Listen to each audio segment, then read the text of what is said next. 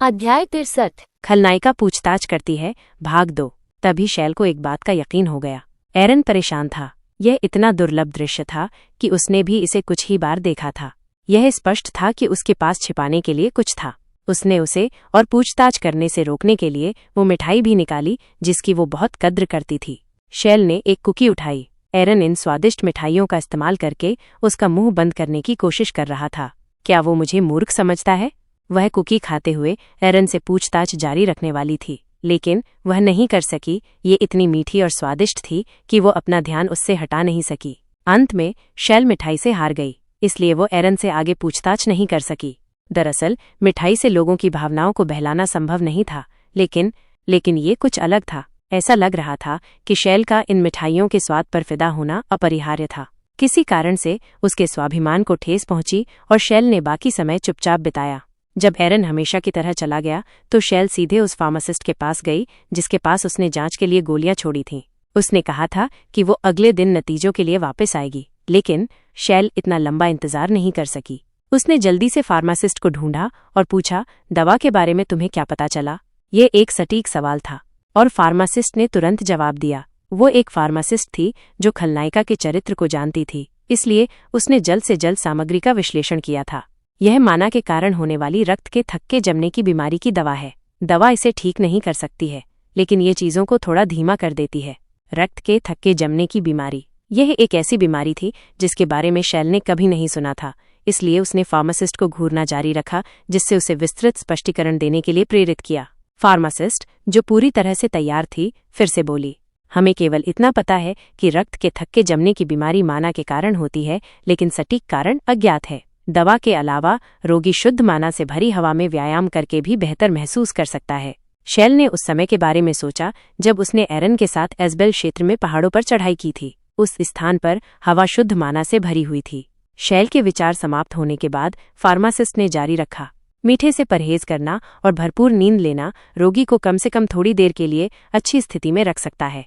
वास्तव में इनके अलावा भी कई अन्य तरीके हैं। ये दवा लेना उनमें से सिर्फ एक है। एरन को मीठी चीजें ज्यादा पसंद नहीं लगती। जब शैल ने एरन को अपने हाथ से बनाई कुकी दी थी तो एरन ने उस स्वादिष्ट मीठी कुकी को भौहें चढ़ाकर खाया था। अगर उसने इसे शांत भाव से खाया होता तो शैल को पता नहीं चलता। बीमारी के लक्षण क्या हैं? शैल के लगातार सवालों पर फार्मासिस्ट उत्सुक हो गई। क्या ये हो सकता है कि उसे ये बीमारी हो? लेकिन फार्मासिस्ट ने तुरंत संभावना से इनकार कर दिया। ड्यूक जस्पेन नियमित रूप से शैल की स्वास्थ्य स्थिति की जांच करते थे, इसलिए ये संभव नहीं है कि शैल को वो बीमारी हो। अगर शैल वास्तव में उस बीमारी से पीड़ित होती तो ड्यूक निश्चित रूप से उसके लिए इलाज खोजने के लिए हर जगह खोज करते। फार्मासिस्ट ने राहत की सांस लेते हुए कहा, सबसे पहले रोगी का शरीर कमजोर हो जाएगा और वे बहुत सोएंगे। जब चीजें खराब हो जाएंगी तो उन्हें बहुत तेज बुखार होगा। तलवारबाजों के स्वामी के वंश बास्लेट परिवार के सदस्य के लिए एरन एक ही जादू से बेहोश हो गया था। एरन पहले शैल के सामने भी सो गया था। शैल ने यह भी देखा था कि वो आजकल काफी थका हुआ लग रहा था। मुझे नहीं लगता कि उसे कभी बुखार हुआ था, लेकिन क्या ये अभी भी शुरुआती दौर में था? फिलहाल शैल ने अपने विचारों को रोका और फार्मासिस्ट के शब्दों पर ध्यान केंद्रित किया। बुखार से पीड़ित होने के बाद वे अजीब तरह से स्वस्थ हो जाएंगे। स्वस्थ होना? हाँ।